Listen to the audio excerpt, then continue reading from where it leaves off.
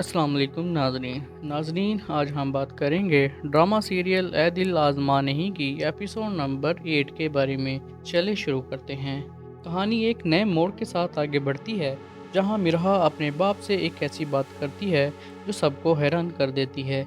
वो कहती है कि वो अपनी शादी के लिए जहेज में घर और गाड़ी चाहती है, क्योंकि वो शारिक के छोटे से घर में नहीं रह सकती। बहरोज पहले तो हैरान होता है, मगर फिर खुशी से इसकी बात मान लेता है, क्योंकि ये पहली बार होता है कि मिरहा ने इससे कुछ मांगा होता है। वो वादा करता है कि वो अपनी बेटी को इसकी शान के मुताबिक सब कुछ देगा।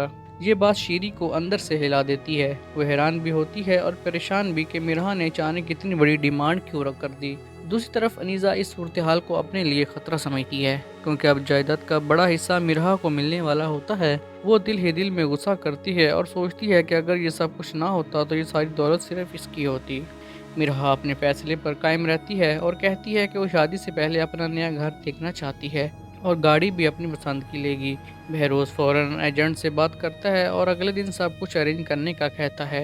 वो अब अपनी बेटियों के करीब आना चाहता है और माजी की गलतियों को दुरुस्त करने की कोशिश कर रहा होता है। दूसरी तरफ शीरी मसलसल बहरोज के जहन में शकूक डालने की कोशिश करती है। वो कहती है कि कहीं ऐसा ना हो कि मिरहा या इसका होने वाला शौहर मजीद डिमांडें शुरू कर दें, मगर बहरोज अब अपने फैसले पर मजबूत होता है और कहता है कि इसके लिए इसकी बेटी की खुशी सबसे अहम है।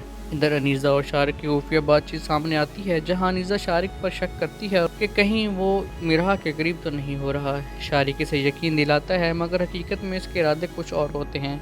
वो दिल ही दिल में ख़तरनाक मंसूबा बना रहा होता है कि वो मिरहा से शादी करके इसकी दौलत हासिल करेगा, जबकि अनीसा को भी किसी न किसी तरह इस्तेमाल करेगा। घर में माहौल मजीद पेचीदा हो जाता है। शीरी अपनी जगह बरकरार रखने के लिए मुसलसल साजिशें कर रही होती है, जबकि बहरोज अपनी बेटियों के करीब आने की कोशिश कर रहा होता है। मिरहा को भी महसूस होने लगता है कि कुछ न कुछ गलत है, खासतौर पर शारिक के रवैये में।